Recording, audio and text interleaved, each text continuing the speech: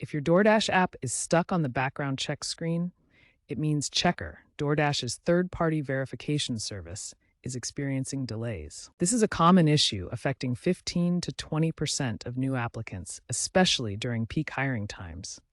The holdup is typically caused by Checkr server overloads, incomplete submissions like blurry ID photos, or backlogs in federal databases. DoorDash's app should provide real-time updates and direct links to Checkr's support.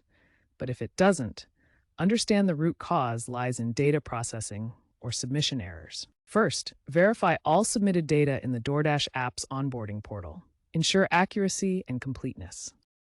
If the issue persists, contact DoorDash support via app chat or email to escalate the issue. DoorDash generally advises waiting up to 14 days for resolution. If still stuck after 30 days, consider resubmitting your application or consulting legal advice regarding data privacy, particularly under laws like CCPA in California.